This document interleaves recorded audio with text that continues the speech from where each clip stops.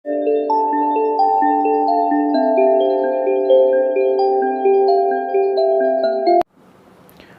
Morning વિદ્યાર્થી મિત્રો, કેમ છો? મજામાં? લાસ્ટ લેક્ચરમાં આપણે ઢોળાવવાળા સમતલ પર ગતિ કરતા પદાર્થ માટે વાહનની મહત્તમ સલામત ઝડપ જોઈ હતી, સીધા સમસ્થિતિ સમતલ માટે પણ જોઈ હતી અને તેને આધારિત દાખલાઓ છે એમનો અભ્યાસ કર્યો. તો ચાલો વર્તુળમય ગતિમાં એક નવો કોન્સેપ્ટ છે ચાલુ કરીએ, જેને કહેવાય છે ઉધ્વ સમતલમાં ગતિ. એટલે કે આ રીતે કોઈ પદાર્થ છે પરિભ્રમણ કરતો હોય ત્યારે એના ગતિની છે ચર્ચા કરવાની છે. જો આ આખો લેક્ચર છે માત્ર સૂત્રની તારવણી માટે છે, અલગ અલગ મોડ માટે આપણે એમના સૂત્રો છે અલગ અલગ બનતા હોય છે, એની ચર્ચા છે આપણે કરવાની છે. તો જુઓ, ધારો કે અહીંયા એક આધાર બિંદુ છે. ધારો કે આ આધાર બિંદુ ને અનુલક્ષીને એના છેડે આ એલ લંબાઈની દોરી છે અને આ એલ લંબાઈની દોરીના છેડે એમ દળનો પદાર્થ છે એ લટકાવેલો છે અને આ પદાર્થ છે અહીંથી આ રીતે આવા વર્તુળાકાર સમતલમાં શું કરે છે? પરિભ્રમણ કરે છે. ઓકે, આવો એમનો ગતિપથ છે. હવે આ એમ દળનો પદાર્થ અહીંયા છે તો આ બિંદુ પાસે એમનો વેગ ક્યાં હશે? તો કે પ્રારંભિક વેગ v0. વર્તુળમય ગતિ કરતા કોઈપણ પદાર્થનો ગતિપથ છે એ બિંદુ પાસે સ્પર્શકની દિશામાં, તો અહીંયા એનો વેગ v0 છે. ધારો કે કોઈ સમયને અંતે, કોઈ સમય બાદ આ પદાર્થ છે એ અહીંથી અહીંયા પહોંચી જાય છે. ક્યાં પહોંચી જાય છે? અહીંયા. અને આ પોઈન્ટ પર એનો વેગ છે ફરી પાછો સ્પર્શકની દિશામાં હશે અને વેગ આવે છે v. કેટલો આવે છે? v. આ જે પદાર્થ છે એ ફરી પાછો આ એલ લંબાઈ હોવાથી આ લંબાઈ એલ સમાન જ રહેવાની છે. લંબાઈ તો બદલાવાની નથી. વર્તુળના કિનારી પરના કોઈ પણ બિંદુ પાસે લંબાઈ કેવી રહેશે? એક સમાન જ. જો તો આ બિંદુ પાસે અહીંયા એમ દળ છે, આ બિંદુ પાસે એમનો વેગ v હશે. તો કોઈ સમયના અંતે ધારો કે આ પદાર્થ છે શિરોલંબ સાથે થીટા ખૂણો બનાવે છે. કેટલો ખૂણો આંતરે છે? થીટા ખૂણો. તો જોજો, હવે ધ્યાન આપજો. આ તમે દોરી છે તો આ બિંદુ પાસે આ દોરીમાં શું હશે? તો કે આ દોરીમાં હશે તણાવ બળ T. સમજાય છે? દોરીમાં શું હશે? તણાવ બળ T. અહીંયા એમ દળવાળો પદાર્થ હોવાથી અહીંથી નીચે તરફ વજન બળ mg હશે. નીચે તરફ શું હશે? વજન બળ mg. હવે જો ખાસ ધ્યાન આપજો, આ ખૂણો થીટા છે તો જો આને આવી રીતે આમ લંબ ઉપર તરફ ખેંચો. જો આ ખૂણો થીટા હોય તો આ ખૂણો પણ થીટા જ હશે. સમજાય છે? આ ખૂણો શું હશે? થીટા. જો આ ખૂણો થીટા હોય તો આ તણાવ બળ T ના બે ઘટકો પડશે. એક આ ઘટક આવશે, આ ઘટક, જે આને સમાંતર અહીંયા લખી શકું. તો આ ઘટક કયો આવશે? જોજો, આને આ રીતે પૂર્ણ કરો તો આ તણાવ બળ T છે, T ના બે ઘટકો પડે, એક લંબ ઘટક અને બીજો સમક્ષિતિજ ઘટક. ઓકે, તો આ સમક્ષિતિજ ઘટક શું આવશે? સમક્ષિતિજ ઘટક આવશે આ સામેની બાજુ થઈ ગઈ તો T sin થીટા, અને આ પાસેની બાજુ તો આ ઘટક આવશે T cos થીટા. તો એને હું અહીંયા જ બતાવું છું. જો ક્યાં બતાવું છું? અહીંયા T cos થીટા. ઓકે, આ રીતે થશે. દોરી છે એમાં તણાવ બળ T છે તો એક ઘટક પડ્યો સમક્ષિતિજ ઘટક T sin થીટા અને બીજો લંબ ઘટક પડ્યો T cos થીટા. બીજું જુઓ કે અહીંયા લંબાઈ L આપેલી છે. લંબાઈ L, તો આ લંબાઈ L ના બે ઘટકો પડે, એક લંબ ઘટક અને બીજો સમક્ષિતિજ ઘટક. આ લંબાઈ L છે એનો એક લંબ ઘટક. આ લંબ ઘટક છે હું અહીંયા બતાવું છું. આ લંબ ઘટક એ પાસેની બાજુ તો આ ઘટક કયો આવશે? L cos theta. એને હું અહીંયા લખી શકું L cos થીટા. અને આ ઘટક આવશે એ કયો આવશે? L sin theta. ઓકે, સમજાય છે? આ તમે કોના ઘટકો પડ્યા? લંબાઈ L ના, L sin થીટા. તો L sin થીટા અને લંબાઈ બંને એક જ દિશામાં છે તો એના બે ઘટકો L sin theta, T sin theta.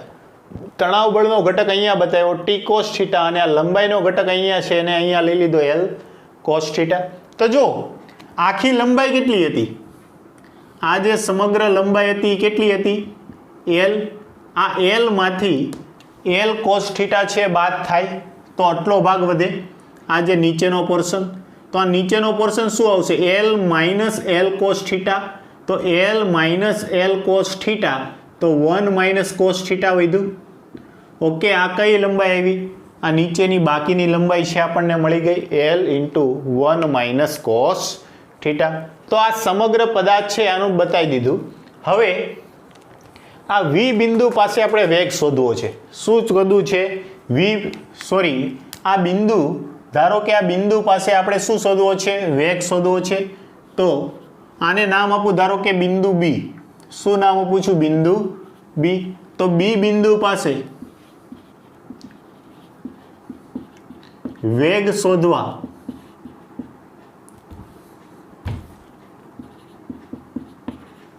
યાંત્રિક ઉર્જા સંરક્ષણના નિયમ પરથી, યાંત્રિક ઉર્જા સંરક્ષણના નિયમ પરથી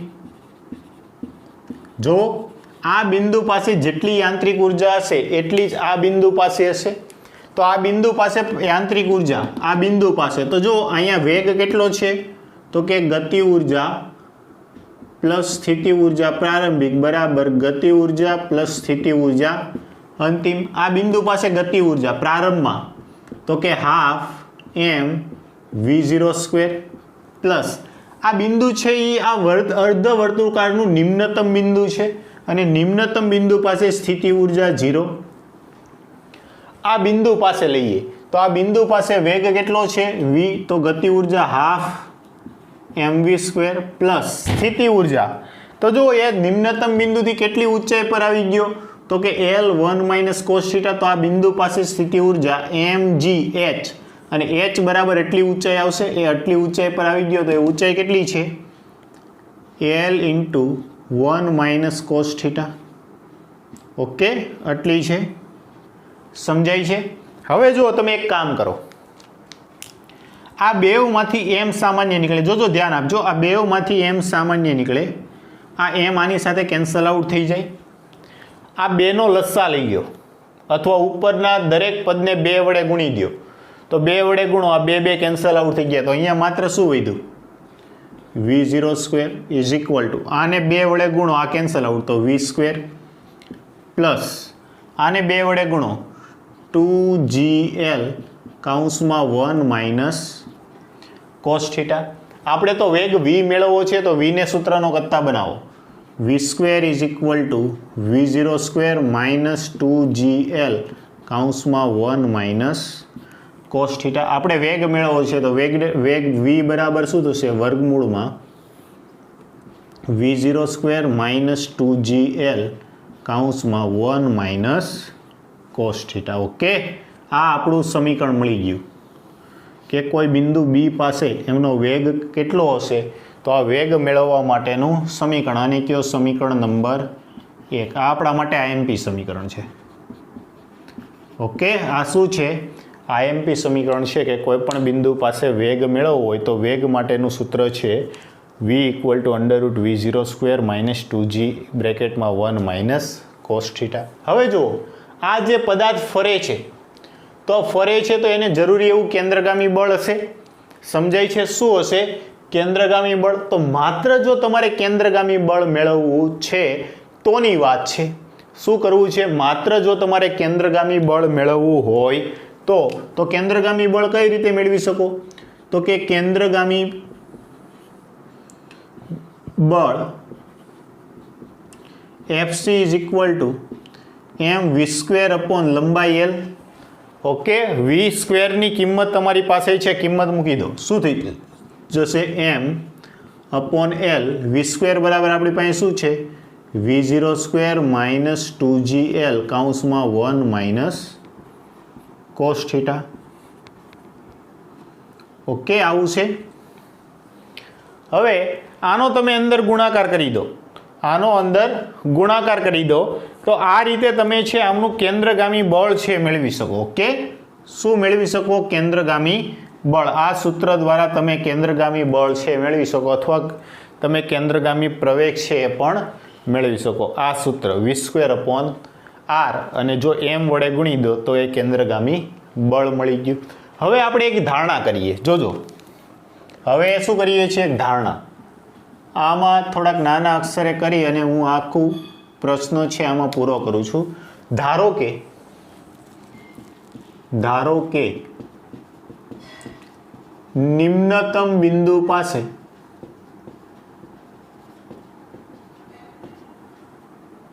પ્રારંભિક વેગ ઓછો છે, એટલે કે ઓછા પ્રારંભિક વેગ સાથે ગતિ કરે છે. જો પ્રારંભિક વેગ ઓછો હશે તો આ પદાર્થ છે અહીંથી આ રીતે ગતિ કરશે તો એ બહુ ઉપર જશે નહીં. તો બહુ ઉપર નહીં જાય તો કયા બિંદુ પાસે આ જે ઉપર જાય છે તો એ કયા બિંદુ પાસે એનો વેગ છે એ શૂન્ય થઈ જશે. તો વેગ શૂન્ય થાય એના માટેની શરત છે ચકાસવી પડે. તો એના માટે પહેલું કામ એ કરો, જો આ પદાર્થ છે એને ફરવા માટે જરૂરી એવું કેન્દ્રગામી બળ, આ પદાર્થ છે એને ફરવા માટે જરૂરી એવું કેન્દ્રગામી બળ છે કોણ પૂરું પાડશે? તો જો આ પદાર્થ છે ને અહીંથી જાય છે ક્યાં? ઉપર તરફ, પરંતુ અહીંયા વિરુદ્ધ દિશામાં કંઈ બળ લાગે છે. શું લાગે છે? વિરુદ્ધ દિશામાં કંઈ બળ લાગે છે, પદાર્થને પોતાના મૂળ સ્થાને પાછો ખેંચે છે. થાય ને? આ પદાર્થ છે અહીંથી આમ જાય છે તો નીચે તરફ કંઈક બળ, પરિણામી બળ લાગે છે, એને શું કરી લાવે છે? પાછો ખેંચી લાવે છે. બીજું કે આ પદાર્થ છે આમ ફરે છે તો એને કેન્દ્રગામી બળ હોય, તો કેન્દ્રગામી બળ છે એની આપણે ચર્ચા કરી. ઓકે, એ કેટલું હતું? તો કે v² - 2g 1 - cos θ, અને એવો જ કેન્દ્રગામી પ્રવેગ આપણે લખવો હોય તો AC = આમાંથી m છે કાઢી નાખો તો શું થઈ જશે? v02 v² v02 L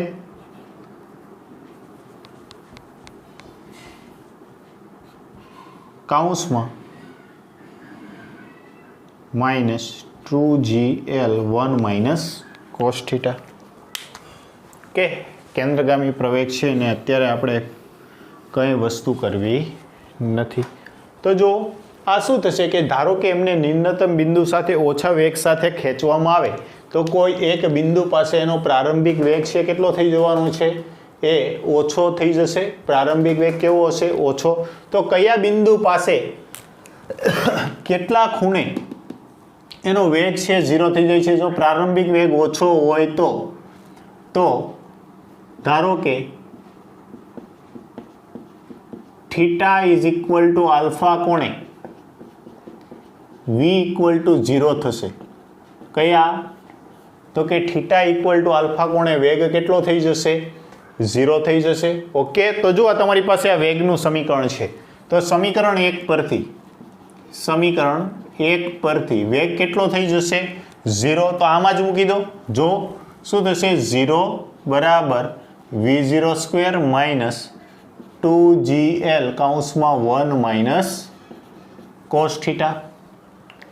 okay, જો આમનો તમે અંદર ગુણાકાર કરો, આમનો શું કરો? બે પદ સાથે ગુણાકાર કરો તો આવું થશે v02 - 2gl - +2gl cos θ. Okay, હવે જો આ પ્લસ વાળું પદ છે સામેની બાજુ જાય તો માઇનસ થાય તો આવું થશે 2gl cos θ. તો હવે આ પદને તમારે માઇનસ કરવું રહ્યું તો આવું ઉલટાઈ જશે 2gl - v02. ઓકે, તમારે cos θ મેળવવું છે. cos θ ને સૂત્રનો કરતા બનાવો. cos θ = 2gl / v02 / 2gl. આ શેનું મતલબ? માફ કરજો, cos θ નહીં પણ θ = આપણે કેટલો લેવાનો છે? આલ્ફા. ઓકે, θ = આલ્ફા કોણે એનો વેગ કેટલો થઈ જાય છે? 0. તો θ ના બદલે તમે દરેક વખતે શું લઈ લ્યો? આલ્ફા. તો આ cos આલ્ફાનું સૂત્ર મળી ગયું. કયા ખૂણે cos આલ્ફા કયા ખૂણે એનો વેગ છે એ 0 થશે? તો આ એક સૂત્ર છે કે જેના દ્વારા તમે આ રીતે જો કોઈ ઉધ્વ સમતલમાં ગતિ કરતો હોય તો એ પદાર્થનો વેગ ક્યાં શૂન્ય થશે એ તમે મેળવી શકો. ઓકે, તો આ પણ એક આપણા માટે અગત્યનું સમીકરણ, આને કયો? સમીકરણ નંબર 2. આ સૂત્ર છે એ પણ આપણે યાદ રાખવાનું છે. ઓકે, IMP સૂત્ર છે. હવે ધારો કે આ પદાર્થ છે અહીંથી આમ જાય છે તો મહત્તમ કેટલા ઊંચાઈ સુધી જશે? ફરી એકવાર આ પદાર્થ આ રીતે આમ ગતિ કરે છે તો મહત્તમ કેટલી ઊંચાઈ સુધી જશે? કે જ્યાં એનું તણાવ બળ શૂન્ય થઈ જાય. શું થઈ જાય? તણાવ બળ શૂન્ય થાય. તો પહેલું તો તણાવ બળ આપણે અહીંયા ક્યાંય પિક્ચરમાં છે જ નહીં, તો એમને પિક્ચરમાં તો લાવવું પડશે. તો જુઓ આ ખૂણો થીટા છે, આને હું આવી રીતે આમ પાછળ ખેંચું આ લાઈન, જો આ ખૂણો થીટા છે તો આ પણ થીટા થઈ જશે.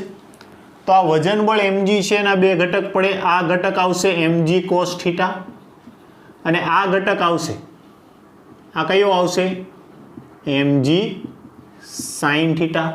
તો આ પદાર્થ છે ફરે છે, તો આ ફરે છે કયા અસરને કારણે, તો કે તણાવ બળ, માત્ર તણાવ બળ નહીં, તણાવ બળ અંદર તરફ છે અને mg cos થીટા બહાર છે. તો આના માટે એમ લખી શકો કે FBD પરથી તણાવ બળ છે વધારે હશે એટલે જે વર્તુળમય ગતિ કરે છે તો કે T minus mg cos theta is equal two mv square upon L. આવું લખી શકીએ. ફરવા માટે જરૂરી એવું કેન્દ્રગામી બળ એ આ પૂરું પાડશે. ઓકે, ચાલો T minus mg cos theta is equal two m upon L v square, અથવા તો જો આખું સૂત્ર આપણી પાસે બેઠું છે mv સ્ક્વેર અપોન L નું આખું સૂત્ર છે, આખું સૂત્ર છે તમે બેઠું મૂકી દો, m અપોન L અંદર ગુણાકાર કરતા જાઓ, અંદર ગુણાકાર એકવાર એમણે લખી નાખું છું, જોજો v0 સ્ક્વેર માઇનસ 2gl કૌંસમાં 1 માઇનસ cos થીટા. આ mm અહીંયા નડશે હો ને, એક મિનિટ. ચાલો હવે આ તણાવ બળ T ને તમે સૂત્રનો કરતા બનાવો, T minus mg cos theta બરાબર આમનો અંદર ગુણાકાર કરો તો શું થઈ જશે m v0 square upon L minus 2mgl LL cancel થઈ જશે, 1 માઇનસ cos થીટા. આવું વધ્યું. હવે T ને સૂત્રનો કરતા બનાવો, T ને, તો T બરાબર શું થઈ જશે, તો આવું થશે m v0 સ્ક્વેરના છેદમાં L માઇનસ 2mg, આનો અંદર ગુણાકાર કરો, માઇનસ માઇનસ પ્લસ, ફરી પાછું 2mg cos theta, 2mg cos theta minus mg cos theta. Okay, તો જો માઇનસ mg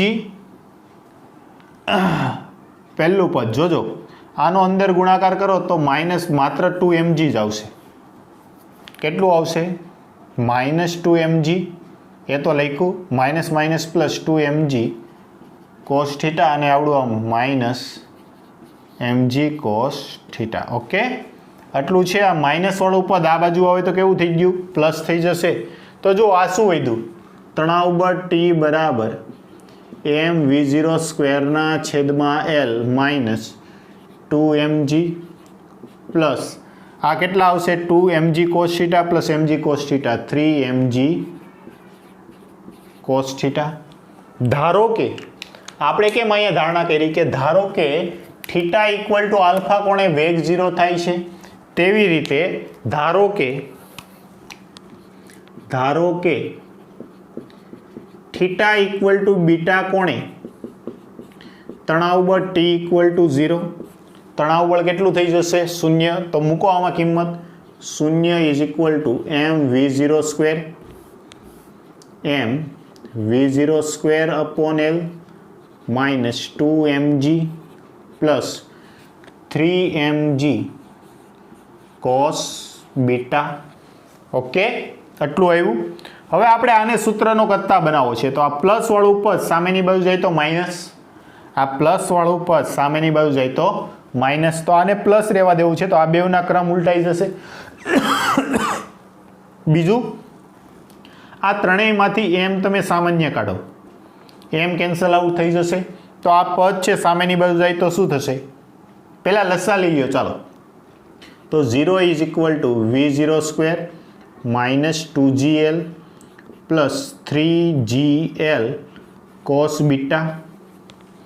ઓકે, હવે 3gl ને સૂત્રનો કરતા બનાવો, 3gl cos બીટા L છે હો ને, 3gl cos beta is equal two આ પદ છે ઉલટાઈ જશે 2gl minus v0 square. Okay, તો cos બીટાને સૂત્રનો કરતા બનાવો, cos beta is equal two શું થશે 2gl minus v0 square upon 3gl. આ કોનું સૂત્ર મળી ગયું? કોસ બીટાનું. આ પણ આપણા માટે આઈએમપી સૂત્ર. ઓકે, આપણે શું કર્યું કે જો ખૂણો છે એ આલ્ફા હોય, થીટા ઇક્વલ ટુ આલ્ફા થાય ત્યારે વેગ 0 થઈ જાય છે, અને જો theta is equal two beta હોય ત્યારે તણાવ બળ 0 થાય છે. શું થાય છે? તણાવ બળ 0 થાય છે. ફરી એકવાર આ પદાર્થ છે અહીંથી ઉધ્વ સમતલમાં ગતિ કરે છે તો પ્રારંભમાં v0 જેટલા વેગ સાથે ગતિ કરે છે. હવે એ ગતિ ચાલુ કરે છે તો કોઈ t સમયના અંતે એ પદાર્થ ધારો કે અહીંયા પહોંચ્યો તો નીચે તરફ વજન બળ હશે, ઉપર તરફ છે તો કે આ દોરી છે તો દોરીમાં તણાવ બળ હશે, આ ખૂણો થીટા છે તો આ ખૂણો પણ થીટા જોવાનો, તો તણાવ બળના બે ઘટક પડ્યા, T cos theta, T sine theta. તેવી રીતે આ લંબાઈ છે એમના પણ બે ઘટક પાડી દીધા. આ આવશે એલ કોસ થીટા, આ સમાંતર બાજુ એટલે આ એલ કોસ થીટા, આ એલ સાઇન થીટા. એવી રીતે આ વજન બળ છે તો વજન બળના બે ઘટક mg cos theta, mg sine theta. તો પ્રારંભમાં એવું કીધું કે આ બિંદુ પાસે એનો વેગ છે શોધવા માટે યાંત્રિક ઉર્જા સંરક્ષણથી એનો વેગ મળી ગયો. અગત્યનું સૂત્ર આપણે યાદ રાખવાનું છે. પછી કેન્દ્રગામી પ્રવેગ ઓપ્શનલ છે, તમારે યાદ રાખવાનું છે માત્ર કઈ રીતે આવે. આગળ વધીએ કે ધારો કે નિમ્નતમ બિંદુ પાસે પ્રારંભિક વેગ ઓછો છે, અથવા આપણે એમ લખી શકીએ ધારો કે કણ ઓછા પ્રારંભિક વેગ સાથે ગતિ કરે છે. ઓકે, વેગ છે ધારો કે ઓછા પ્રારંભિક વેગ સાથે ગતિ કરે છે. જ્યાં એમ છે ને આપણે સંદર્ભ બિંદુ લીધું છે. શું છે? સંદર્ભ બિંદુ. ઓકે, સંદર્ભ અહીંથી લીધો ને અહીંથી આ ઉપર તરફની મોશન છે, આપણે એનો અભ્યાસ કરીએ છીએ. તો જ્યાં છે થીટા ઇક્વલ ટુ આલ્ફા થાય ત્યારે એનો વેગ છે 0 થઈ જશે, એના માટેનું સૂત્ર આવ્યું. અને જ્યારે તણાવ બળ છે એ 0 થાય ત્યારે થીટા ઇક્વલ ટુ આપણે બીટા લેવાનું છે. થીટા ઇક્વલ ટુ બીટા એ કોણ તણાવ બળ છે, તણાવ બળ કેટલું થઈ જશે? 0. તો બેવ માટેની શરતો છે આપણે તારવી છે. આ સમીકરણ 1, 2 અને 3 વ્યવસ્થિત છે, આમને નોટ ડાઉન કરો પછી આપણે આગળ વધીએ.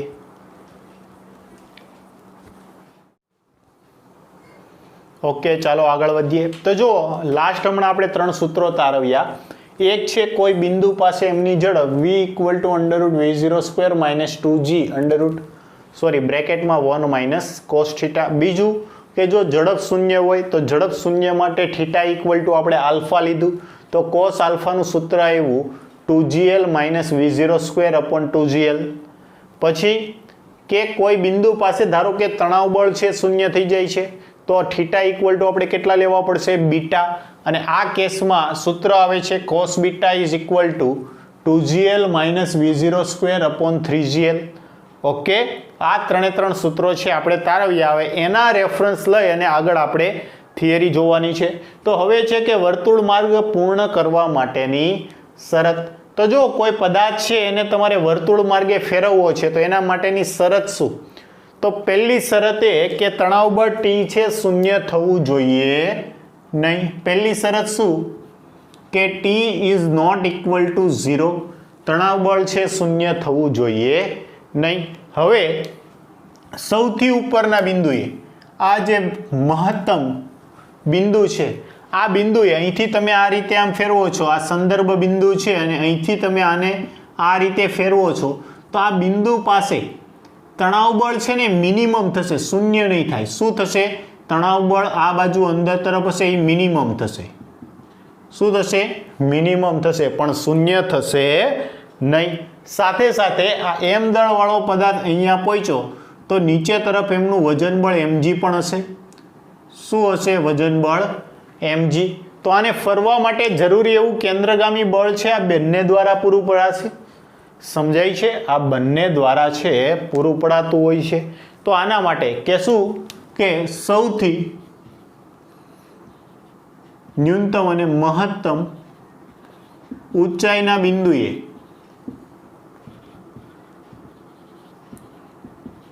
તો કે આ તણાવ બળ T મિનિમમ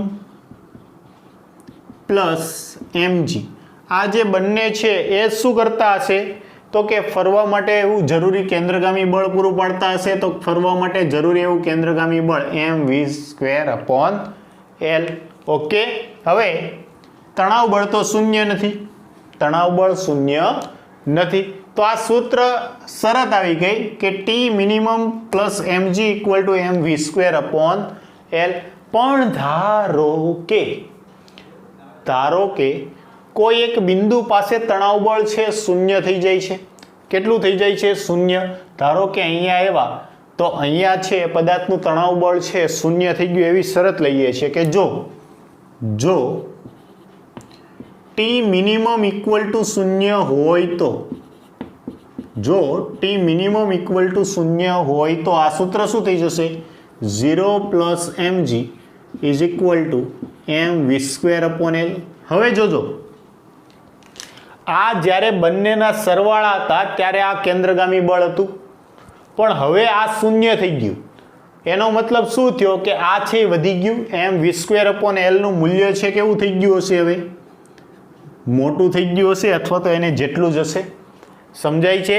ધારો કે આ 2 વત્તા 3 ત્યારે આ 2 ઇક્વલ થતા હતા 5 બરાબર. હવે તમે આ 2 ને 0 કરી નાખો તો આ પદ છે કેવું થઈ જશે? મોટું થઈ જશે. એટલે કે mg less than or equal to mv²/L.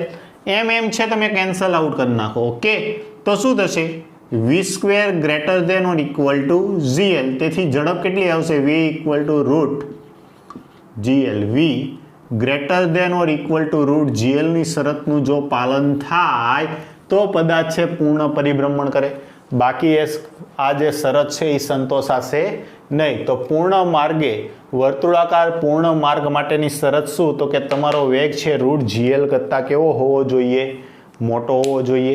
બીજું કે જો આ સૌથી ઉપરનું બિંદુ આવી ગયું તો થીટા શું હતો? અહીંથી આ રીતે બનાવેલો ખૂણો શિરોલંબ સાથે બનાવેલો, તો આ કેસમાં થીટા છે કેટલો થઈ જશે? 180. તો એમ કહી શકો કે મહત્તમ ઊંચાઈના બિંદુએ theta is equal two 180. Theta કેટલો થઈ જશે? 180. ચાલો આમાં મૂકો. ઝડપ કેટલી આવશે?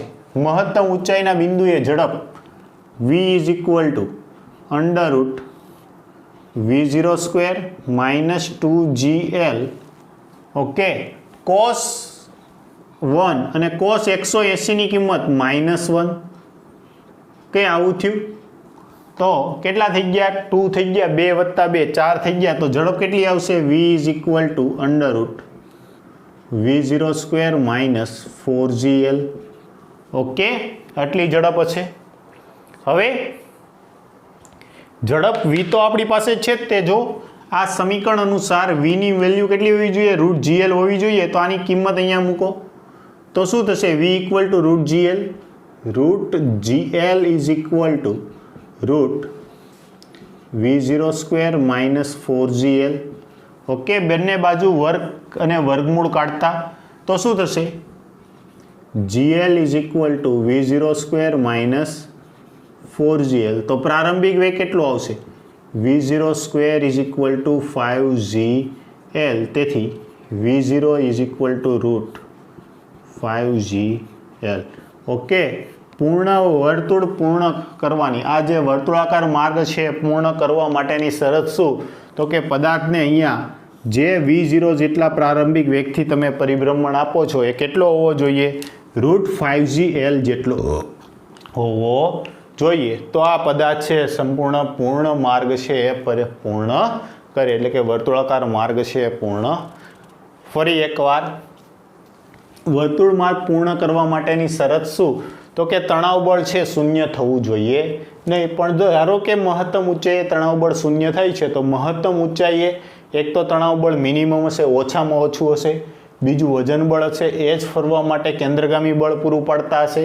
હવે એવી શરત લીધી કે ધારો કે શૂન્ય છે તો આપણને એક વેગ મળ્યો અને આ વેગ છે આ સમયે થીટા કેટલો હશે? 180. તો આ સમીકરણમાં કિંમત મૂકી અને સાદુરૂપ આપો તો પ્રારંભિક વેગ કેટલો રાખવો પડે એની વાત છે આપણને અહીંયા મળી ગઈ. ઓકે, હવે નેક્સ્ટ. તો હવે પછીનો ટોપિક આપણે જોવાનો છે દોલન ચાલુ રાખે તે માટેની શરત શું છે? દોલન ચાલુ રાખે તે માટેની શરત. તો જો દોલન ક્યારે રહેશે? ધારો કે આ પદાર્થ છે અહીંથી આ રીતે પરિભ્રમણ કરે છે, એનું તણાવ બળ શૂન્ય ન થવું જોઈએ, એ પહેલા એનો વેગ શૂન્ય થઈ જવો જોઈએ. શરત શું? તો કે તણાવ બળ પહેલા વેગ શૂન્ય થવો જોઈએ. તણાવ બળ પહેલા કોણ શૂન્ય થઈ જવું જોઈએ? એનો વેગ છે શૂન્ય થઈ જવો જોઈએ. તો આ દોલનો ચાલુ રાખવા માટેની શરત છે. તો જો ધારો કે આ પદાર્થને અહીંથી આ રીતે આ એમ દળવાળો પદાર્થ જે સંદર્ભ બિંદુ છે, ઓકે, અને અહીંથી આ એલ ત્રિજ્યાની દોરી વડે લટકાવ્યો એ અહીંથી અહીંયા પહોંચે છે. તો આ બિંદુ પાસે દોરીમાં તણાવ બળ શૂન્ય ન થવું જોઈએ, પણ આ બિંદુ પાસે એનો વેગ છે કેવો થઈ જવો જોઈએ? શૂન્ય થઈ જવો જોઈએ. આ એમની શરત છે. ઓકે, તો જુઓ, તો સ્પેશિયલ કેસ આપણે એવો લઈએ. ધારો કે સ્પેશિયલ કેસ, એ સ્પેશિયલ કેસ એવો લઈએ કે એને પ્રારંભિક વેગથી જ્યાં એમને ફેંકવો છે એ પ્રારંભિક વેગ કેટલો હોવો જોઈએ? v0 = √2gl હોવો જોઈએ. કેટલો હોવો જોઈએ? v0 = √2gl જેટલું હોવું જોઈએ. જો v0 = √2gl જેટલું હોય તો એનો અંતિમ વેગ છે તો કેટલો થઈ જાય છે? શૂન્ય થઈ જાય છે. ઓકે, તો આના માટે આપણે શું કહી શકીએ? તો કે v0 = √2gl છે, સાથે સાથે તો આપણને cos આલ્ફા કેટલો મળશે? cos alpha. તો આમાં આપણે શું કીધું? v = 0. તો સમીકરણ 2 પરથી, ઓકે, આ સમીકરણ છે આપણું 1, આ સમીકરણ 2 છે અને આ સમીકરણ 3 છે. તો જો વેગ શૂન્ય થઈ જાય છે તો વેગ શૂન્ય માટેની શરત શું? તો કે cos આલ્ફા = 2gl - v02/2gl. આમાં v0 ની કિંમત આપણી પાસે છે. કેટલી છે? તો કે v0 = તમે કેટલા લ્યો છો? √gl. તો √gl નો વર્ગ કેટલો થઈ જશે? 2gl થશે. તો cos આલ્ફા = 2gl - 2gl/2gl. તો શું થઈ ગયું? cos alpha = 0. તો આલ્ફાની કિંમત ક્યારે થાય? તો કે થીટા = 90 ડિગ્રી ઓર થીટા = π/2 ડિગ્રી માટે, ખૂણો છે π/2 ડિગ્રી માટે તણાવ પહેલા વેગ કેટલો થઈ જશે? શૂન્ય થશે. ફરી એકવાર કે દોલન ચાલુ રાખે તે માટેની શરત શું? તો કે દોલન ચાલુ રાખે એ માટેની શરત તણાવ બળ પહેલા વેગ શૂન્ય થવો જોઈએ. તો આ વેગ છે શૂન્ય થઈ ગયો. કયું છે આપણને ખબર નથી. ધારો કે આ ખૂણો થીટા એ વેગ છે શૂન્ય થાય છે, તો ક્યાં વેગ શૂન્ય થશે? તો કે આ પદાર્થ છે ક્યાં જાય? તો કે આપણે એવી શરત લીધી કે ધારો કે પદાર્થ છે પ્રારંભિક v0 જેટલા, v0 = √gl જેટલા વેગ સાથે ગતિ કરે છે, તો તણાવ વેગ શૂન્ય થવા માટેનું સૂત્ર છે cos alpha = 2gl - v02/2gl. Okay, તો v0 = 2gl મૂકો તો થીટા કેટલો મળી ગયો? π/2 ડિગ્રી મળ્યો. તો આ કેસમાં તણાવ પહેલા વેગ શું થઈ જશે? શૂન્ય થઈ જશે. ઓકે, તો ચાલો આમને વ્યવસ્થિત તમે નોટ ડાઉન કરો, પછી આપણે આગળ બીજી એક શરત જોઈએ.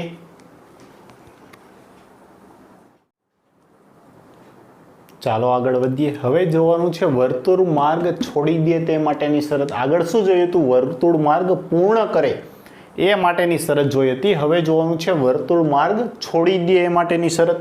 તો જો ધારો કે કોઈ પદાર્થ છે અહીંથી આ રીતે આ બિંદુ, નિમ્નતમ બિંદુ અહીંથી ધારો કે તે √2gl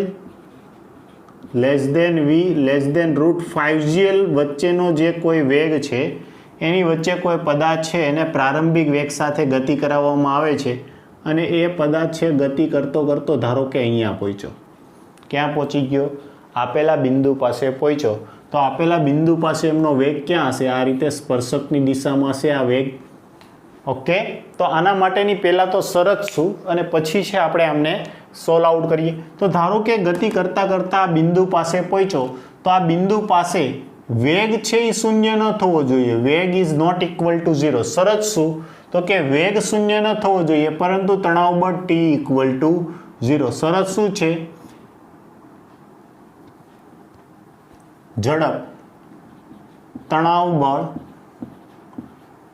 T શૂન્ય પરંતુ ઝડપ V is not equal to 0.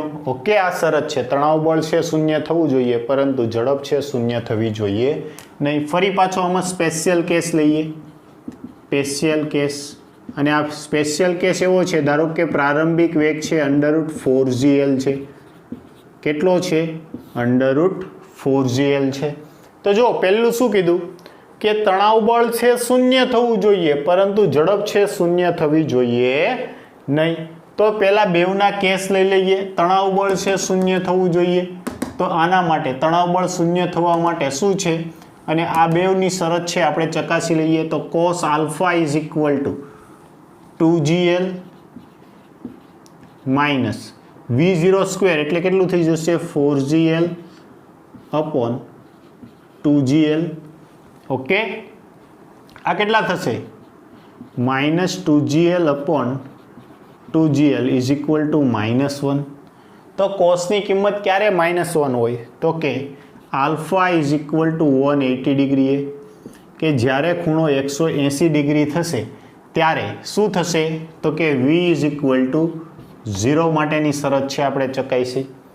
Okay, next કે તણાવ બળ T ઇઝ ઇક્વલ ટુ 0 માટે તણાવ બળ માટે આપણે શું કહી શકીએ? તો કે cos beta is equal two ફરી પાછું 2gl માઇનસ 4gl અપોન શું છે? 3gl. તો આવું થઈ જશે -2/3. gl તો કેન્સલ થઈ જશે. તો 2/3 એટલે 1 કરતાં નાની કિંમત થઈ. તો જો કોસ છે એ ઘટતું વિધેય છે અને ફરી પાછું આમ જાય એટલે વધતું જાય તો બીટાની વેલ્યુ કેટલી આવશે? Beta less than 180 degree. Okay, તો આ શું થઈ ગયું કે વર્તુળ માર્ગ છોડી દે તે માટેની શરત શું? તો વર્તુળ માર્ગ છોડી દે એટલે અહીંયા ધારો કે આ બિંદુ પાસે પહોંચે ગતિ કરતાં કરતાં, ધારો કે આ બિંદુ પાસે પહોંચ્યા તો આ બિંદુ પાસે તણાવ બળ T ઇક્વલ ટુ શું થઈ જશે? શૂન્ય થઈ જશે. જો આ બિંદુ પાસે તણાવ બળ T શૂન્ય થાય તો આ પદાર્થ અહીંથી મુક્ત બની ગયો. મુક્ત બન્યો તો આ રીતે એ શું કરશે? પરવલય માર્ગે ગતિ કરશે. ઓકે, સમજાય છે? કેવા માર્ગે? પરવલય માર્ગે ગતિ પૂર્ણ કરશે. અને આ સમયે જે શિરોલંબ સાથે બનાવેલો ખૂણો છે કેટલો હશે? 180. અને બીટા જે ખૂણો આવશે 180 કરતાં નાનો હશે ત્યારે છે તણાવ છે એ શૂન્ય થઈ જશે. ઓકે, તો આ બંને શરતો છે એમનું આપણે ચકાસણી કરવાની હતી. ઓકે, તો જુઓ, યાદ કરો, જ્યારે વર્તુળ માર્ગે ગતિ કરવાની હતી પૂર્ણ કરવા માટે ત્યારે આ ખૂણો કેટલો આવતો હતો? 90 ડિગ્રી. આલ્ફા અને બીટા બંને કેટલા આવતા હતા? 90 ડિગ્રી. જ્યારે આ કેસમાં 180 અને 180 કરતાં કેવા આવ્યા છે? ઓછા. તો આ બધા જ સ્પેશિયલ કેસ છે ને અમને યાદ રાખવાના છે જેથી કરીને એક્ઝામ્પલ સોલ્વ કરવામાં આપણને સરળતા પડે. ચાલો આગળ વધીએ. વર્તુળાકાર સપાટી પર કણની ગતિ. હવે આ જે અહીંયા સુધી દરેક વખતે આપણે સંદર્ભ લેતા હતા એ ક્યાં લેતા હતા? નીચે. એના બદલે આપણે આપણો સંદર્ભ છે બદલાવીએ. જોજો, આ કણ છે ધારો કે અહીંયા છે, આ m દળવાળો કણ છે એ પ્રારંભમાં આ રીતે v0 જેટલા વેગ સાથે ગતિ કરે છે. ઓકે, અને એમને અહીંયા ફરી પાછી આ r ત્રિજ્યાની દોરી વડે છે ને, r ત્રિજ્યાના વર્તુળાકાર સપાટી છે ને એના ઉપર અહીંયા શું હતું? દોરી હતી. શું હતું? દોરી હતી. પણ એના બદલે હવે શું આવી ગયું? અહીંયા r ત્રિજ્યાની સપાટી આવી ગઈ. વર્તુળાકાર સપાટી છે જ્યારે અહીંયા દોરી હતી. તો જો એક પ્રશ્ન અહીંયા યાદ આવ્યું એટલે એ બની શકે કે આ દોરી હતી તો આને તમે આ રીતે પરિભ્રમણ કરાવો છો ત્યારે આ બિંદુ પાસે તણાવ છે શૂન્ય થાય છે. પણ જો એના બદલે પાતળો સળિયો હોય તો જો સળિયો હશે ને તો ક્યારેય તણાવ બળ શૂન્ય થવાનું જ નથી. ઘરની વાત છે, માત્ર તમને કહું છું. દોરી હશે તો દોરી છે ઢીલી પડશે, તણાવ શૂન્ય થશે. સળિયામાં તણાવ શૂન્ય થશે નહીં. એટલે અહીંથી જેવું જ તમે આમ પરિભ્રમણ કરાવશો એટલે આ પોઈન્ટ પર આવી ગયો. પણ આ પોઈન્ટ પર આવ્યા પછી એની જડત્વની ચાક માત્રાને કારણે ફરી પાછો આમ કરી અને એક પરિભ્રમણ છે પૂર્ણ કરે. ઓકે, તો આ કોના વાત પર થઈ? સળિયા માટે. તો એ નોંધ કરીને તમે અહીંયા લખી નાખજો કે જો સળિયો હોય તો તણાવ બળ શૂન્ય થતું નથી, પણ મહત્તમ ઊંચાઈએ શિરોલંબ બિંદુએ તો આ શું થાય છે? જડત્વની ચાક માત્રાને કારણે એ પરિભ્રમણ છે એ પૂર્ણ કરે છે. આગળ વધીએ. જો ગોળાકાર સપાટી છે તો અહીંયા લંબાઈ એલના બદલે હવે ત્રિજ્યા કેટલી લઈ લીધી? આર. આ પદાર્થ છે અહીંથી આમ ગતિ કરે છે. ધારો કે આ પોઈન્ટ પર અહીંયા આવે છે, અહીંયા એમ દળવાળો પદાર્થ પહોંચે છે, ત્યારે એ શું કરે છે? તો કે આની સાથેનો સંપર્ક છે ગુમાવે છે. સંપર્ક સપાટી પરથી અહીંથી છે ને હવે શું કરવા લાગે છે? મુક્ત પતન કરી અને આવો પર્વલય માર્ગ છે એ પસંદ કરે છે. પસંદ તો નહીં પણ એને ફરજિયાત થઈ ગયું. કેમ કે આ રીતે ગતિ કરે છે તો અમુક સુધી જ આના ઉપર રહી શકશે ને પછી તો એ મુક્ત થઈ જશે. ઓકે, તો એની શરત છે એ ચકાસીએ. પહેલાં જુઓ, અહીંયા એમ દળવાળો પદાર્થ હોય તો આનું વજન બળ mg નીચે તરફ હશે.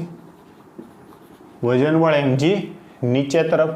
આ જે સપાટી છે તો સપાટીને લંબ રૂપે લંબબળ n હશે. સપાટી છે તો સપાટીને લંબ રૂપે લંબબળ n. હવે આ જે બળ છે એને આમ રીતે ખેંચું, આને છે આ રીતે ખેંચું તો જો ધારો કે આ ખૂણો થીટા છે. કેટલો છે? થીટા છે.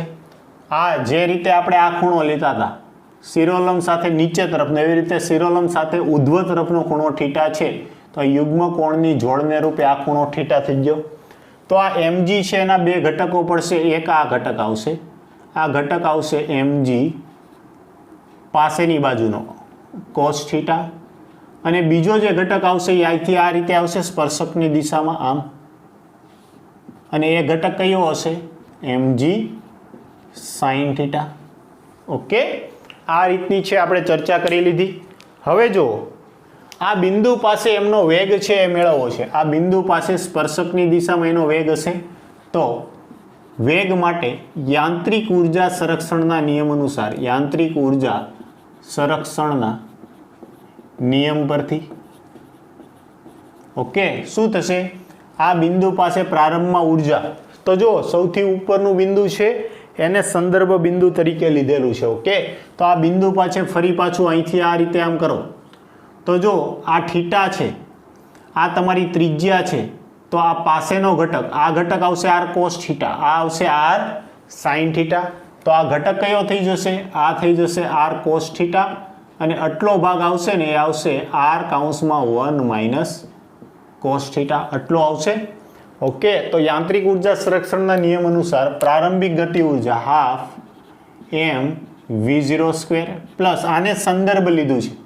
આને શું લીધું છે આપણે?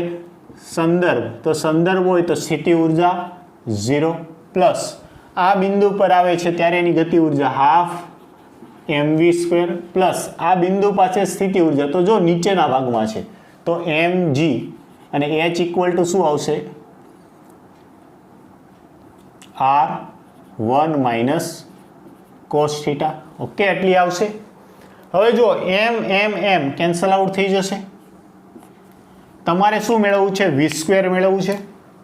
આ શું મેળવવું છે? v square. તો જો આને લસા લઈ લો બેનો, અથવા તો બે વડે સમગ્ર પદને ગુણી નાખો તો v0 square is equal two v square plus 2gr કાઉન્સમાં 1 minus cos theta. આવું થઈ ગયું.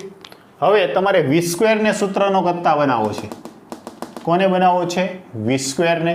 બીજું એક મિનિટ હો ને, 2gr 1 minus cos theta. Okay, નીચેની તરફ. તો v સ્ક્વેરને તમે સૂત્રનો કરતા બનાવો. જો યામાક્સ પદ્ધતિ લઈએ તો આ નીચે તરફ છે એને આપણે કેવું લેવું પડશે? માઇનસ લેવું પડશે. ઓકે, આને કેવું લેવું પડશે? માઇનસ લેવું પડશે. નીચે તરફનું છે તો આ માઇનસ થઈ જશે. અને હવે તમે કોને સૂત્રનો કરતા બનાવો છો? v સ્ક્વેરને. તો શું થશે? v square is equal two v0 square plus 2gr 1 minus cos theta. તો ઝડપ v ઇક્વલ ટુ કેટલી થશે? Under route v0² plus 2gr 1 minus cos theta. Okay, આટલી ઝડપ હશે. જે કોઈ પણ બિંદુ પાસે એમની ઝડપ મેળવવી છે તો આ ઝડપનું સૂત્ર શું આવશે? v = √v0² plus 2gr 1 minus cos theta.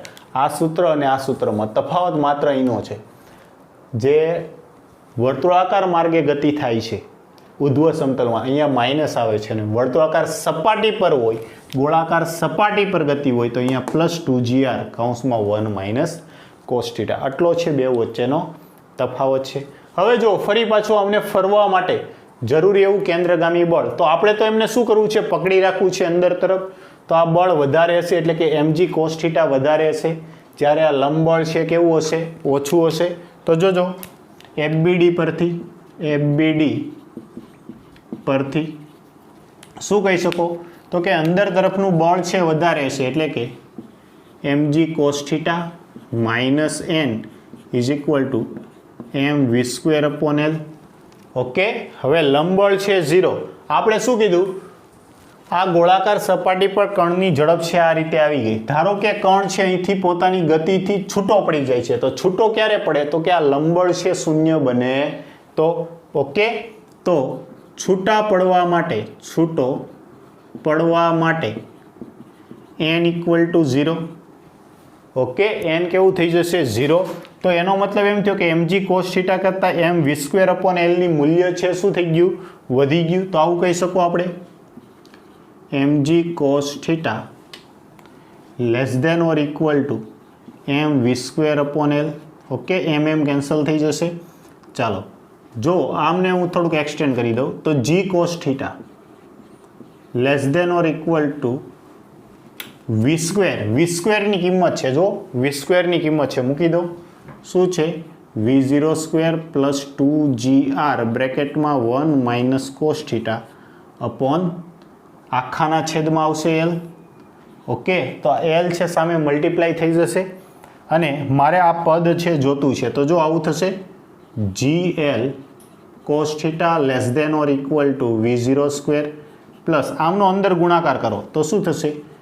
2gr. માફ કરજો ને, ત્રિજ્યા r છે તો r જ આવશે.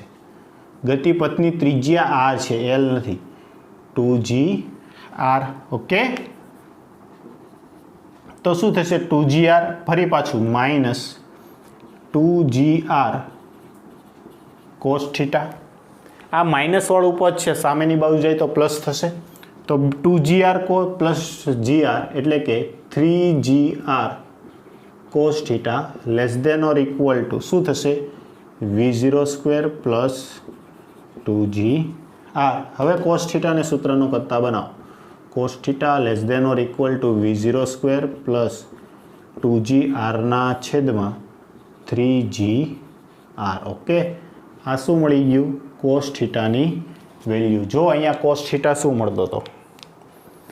2gl માઇનસ v0²/2gl, અને અહીંયા શું મળ્યો? cos theta <= v0² plus 2gr ના છેદમાં 3gr. હવે તમને અહીંયા પ્રારંભિક વેગ v0 ની કિંમત આપેલી હોય તો v0 ની કિંમત મૂકીને તમને થીટા મળશે, અને આ થીટાની કિંમત છે તમે અહીંયા મૂકી દો.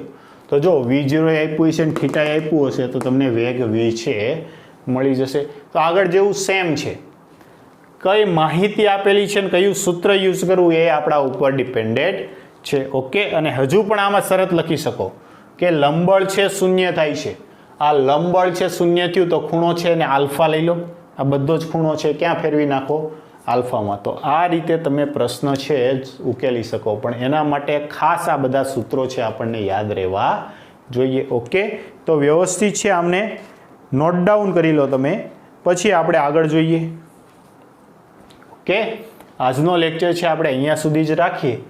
નેક્સ્ટ લેક્ચરમાં આપણે હજુ આને આધારિત સૂત્રો છે જોઈ અને આને આધારિત થોડાક દાખલાઓ છે એમની પ્રેક્ટિસ કરીશું.